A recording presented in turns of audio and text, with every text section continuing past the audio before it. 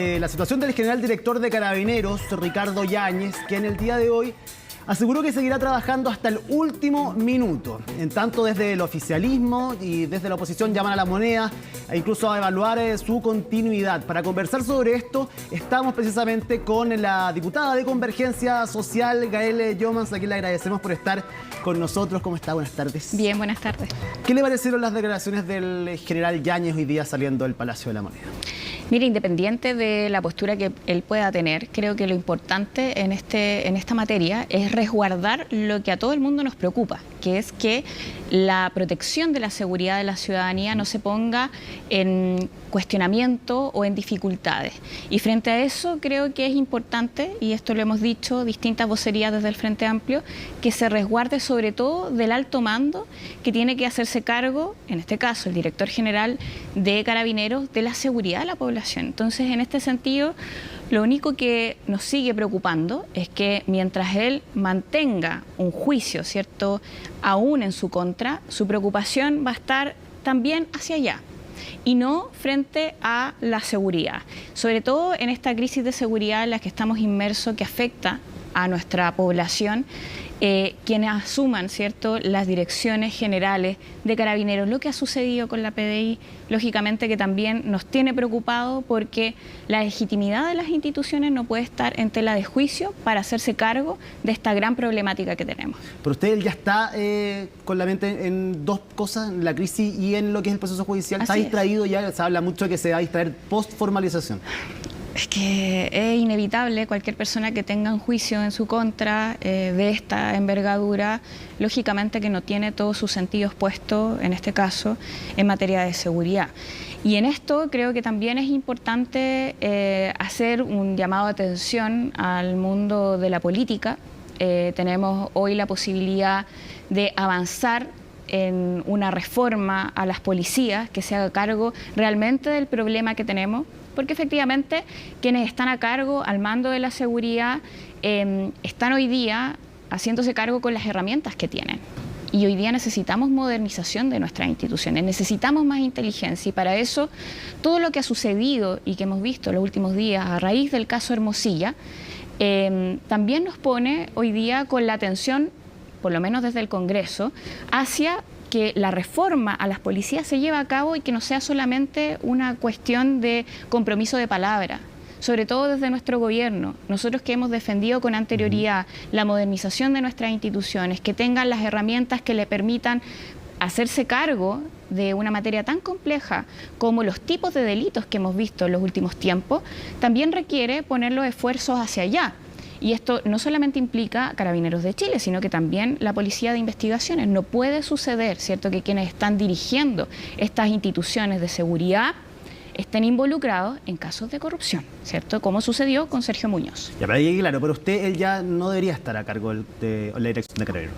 O sea, yo creo que la verdad es que uno podría cuestionar que finalmente no tenga su atención puesta en el principal desafío que tiene Carabineros de Chile, que es hacerse cargo del control de la seguridad. Y yo preferiría, y creo que le toca a él, presentar su renuncia. Yo entiendo acá que el rol de las instituciones, el trabajo conjunto entre ellas, no está en tela de juicio. El gobierno en ningún momento ha puesto en duda que va a seguir trabajando, lógicamente, ¿cierto?, a raíz de los problemas que tenemos con articulación con el alto mando de Carabineros. Pero, sin embargo, pongo acá en atención que finalmente quien esté hoy día asumiendo este rol también ponga por delante la seguridad de las personas, ¿cierto? Y para eso él debiera dar ese paso, ¿cierto? No debiera solicitarle desde la institución o desde el gobierno de Chile su renuncia, sino que más bien él debiera hacer ese gesto. Sí, vamos a entrar en el tema del pacto fiscal también, diputada, pero solo para cerrar esto,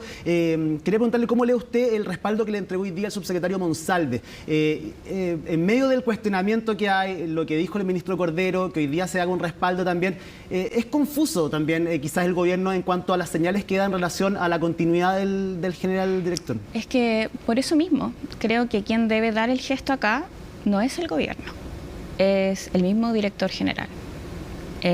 porque pone en tensionamiento un asunto que no debiera ser de debate público, ¿cierto? O sea, cuando uno está frente a tamaña crisis de seguridad, se pone a disposición, los gestos los pone a disposición, y acá lo que corresponde es que el trabajo articulado que necesitan las instituciones de Chile no se ponga en ningún caso en cuestionamiento. Por eso yo entiendo, ¿cierto?, lo que termina haciendo el gobierno, pero finalmente lo que está en cuestionamiento y lo que quiero recalcar acá es que el director general cuente, ¿cierto?, con todas con todos los sentidos puestos en el principal desafío que tiene la institución. Diputada, ¿qué le pareció este acuerdo que alcanzaron ayer entre el Ministerio de Hacienda, la bancada de los diputados también de la bancada generalizada de la democracia cristiana en torno al pacto fiscal, sobre todo en un punto que es clave, que tiene que ver con el alza de impuesto a la renta? Se elevó de 3,2 a 4,5, es un tramo bastante importante el que se eleva. ¿Usted queda conforme con eso? ¿Cree que de esta forma se puede destrabar uno de los nudos principales? Mira, lo primero que quiero valorar la disposición que han tenido desde la democracia cristiana y otros sectores que no son parte, ¿cierto?, oficialmente del gobierno, pero que sin embargo han tenido disposición a avanzar en acuerdos para tener un pacto fiscal que nos permita tener mayor recaudación. Chile necesita recursos para salud, para pensiones, para seguridad.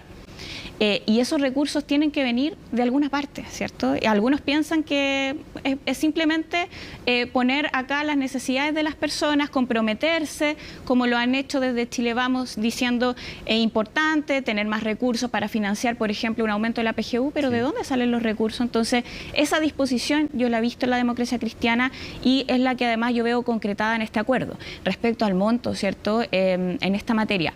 Primero, también responderle con esto no solamente a la alcaldesa Evelyn Matei, que me parece que en sus declaraciones da cuenta que está totalmente desconectada de la realidad del país.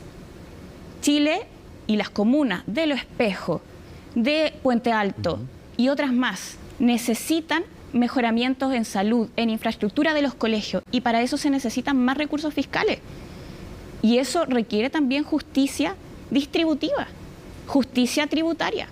No puede ser que le tengamos que cobrar más impuestos, como algunos pretenden, también desde los sectores de la élite económica, que han señalado, no, es que tenemos que cobrarle a aquellos tramos que están exentos de impuestos, o aumentar el IVA.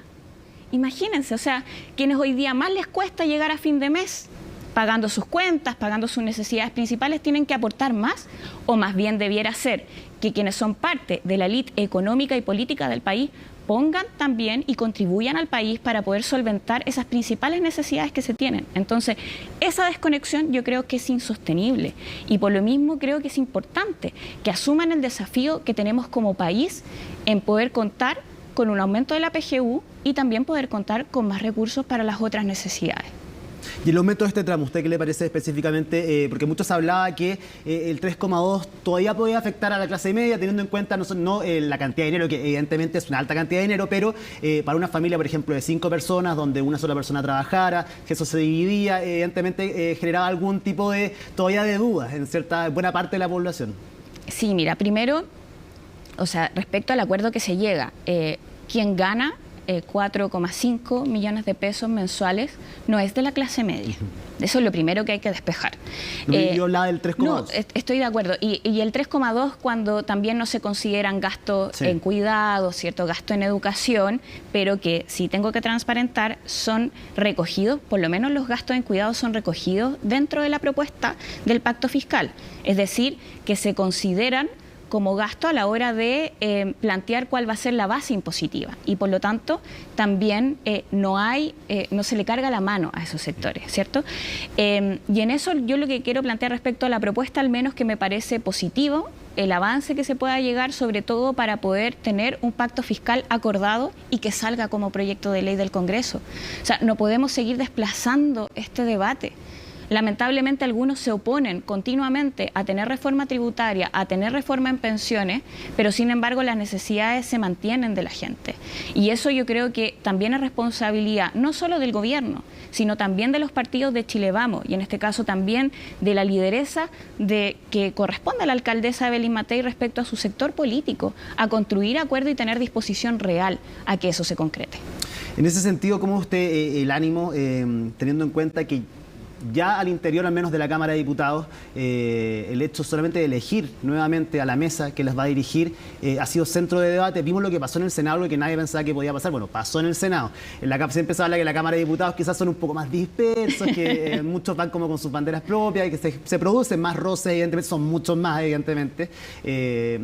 Pero que podría pasar lo mismo, que se rompiera el pacto nuevamente y que asumiera la oposición, se quedara con ambas cámaras en un año que es importante para el Ejecutivo y un año que es importante para el oficialismo y un año electoral también, donde se juegan muchas cosas. Todas estas cosas juntas, evidentemente, para sacar adelante una reforma tan importante como la del pacto fiscal, me imagino que va a influir de cierta forma los ánimos, las negociaciones.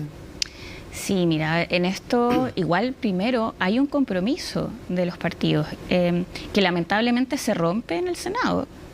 Y ahí se demuestra, ¿cierto?, que estamos viviendo un ciclo en la política en donde parece que la palabra que uno empeña o los acuerdos a los que uno llega el día de mañana se deshacen fácilmente y se desconocen.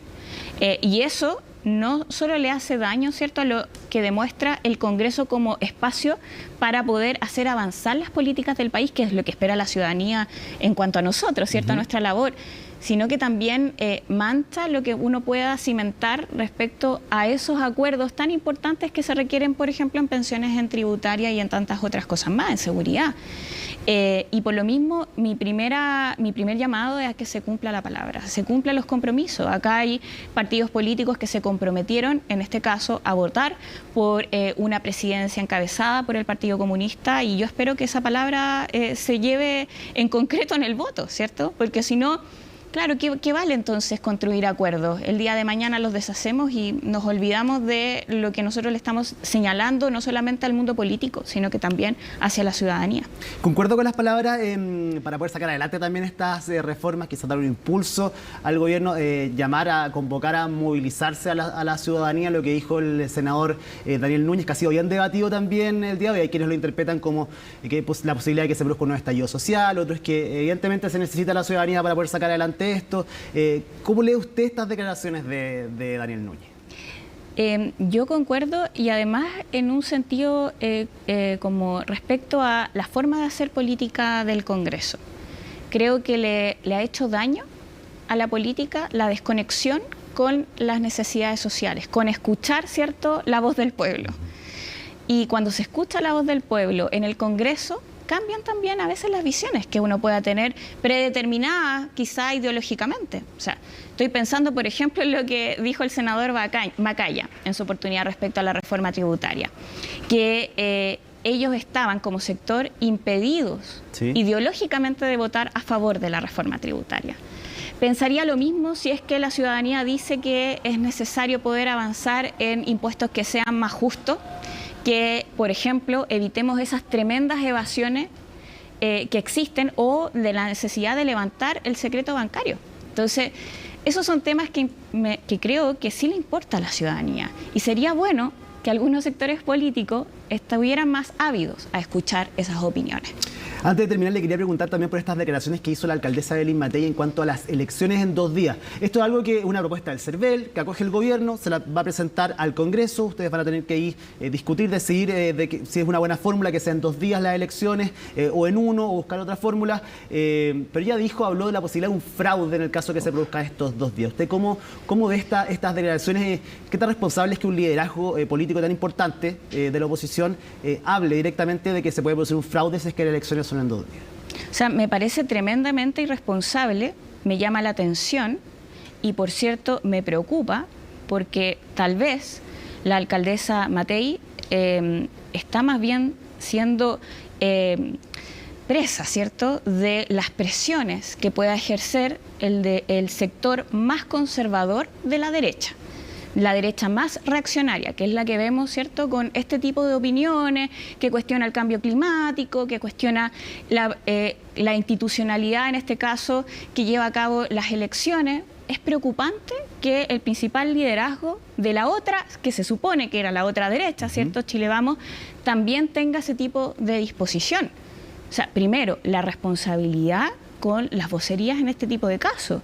El cuestionar o dar la apertura a que exista fraude me parece que no corresponde a ningún tipo de autoridad, y menos en este caso, a la principal lideresa e incluso una posible candidata presidencial de ese sector. Yo esperaría que ella también pida disculpas y al menos reconozca que eso no tiene ningún asidero con la realidad. ¿Y usted en particular le parece que es una buena alternativa que sean 2 días la elección? Mira, la verdad es que yo entiendo que es una elección súper compleja, porque hartas papeletas, son hartas papeletas, es la primera vez que nos estamos enfrentando, o al menos en tanto tiempo, en un voto obligatorio, y por lo tanto vamos a tener una gran concurrencia de personas, y por lo mismo creo que hay que habilitar todas las opciones para que el derecho a voto de las personas no se vea dificultado en ninguna forma, en ningún aspecto. Y si una opción son los 2 días de elección, bueno, tendríamos que escoger esa forma. Y eso no quiere decir, porque a veces se generan malas interpretaciones o malas informaciones que uno ve en redes sociales y que lamentablemente en esta oportunidad son alimentadas por la alcaldesa Matei, de que las personas, por ejemplo, tendrían que ir los 2 días a votar. No se trata de eso, sino que de habilitar que se pueda ir o uno u otro día, pero que se tenga esa posibilidad. Antes que terminemos, diputada, le hemos preguntado a hartas personas, a hartos ministros, diputados también.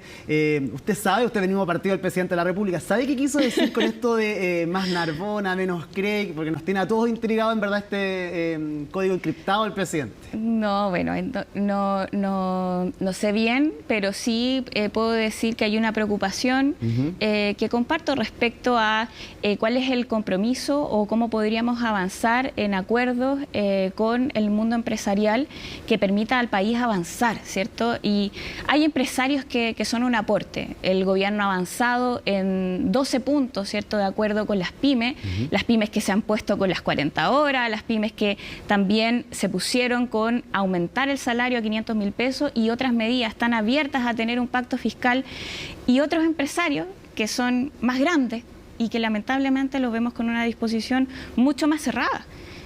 Y yo creo que eso sí abre una discusión, un debate público que debiera ser bien recogido por el mundo empresarial. Porque si queremos que el país crezca, también creemos que es importante que no crezcan solo unos pocos, sino que crezca todo el país en su conjunto. Gael Jomans, diputada de Convergencia Social. Bueno, si sabe lo que quiso hacer el presidente, nos cuenta, la voy a ver para que nos cuente. Okay. Muchísimas gracias por conversar con nosotros hoy día acá en CNN Chile. Que estés bien.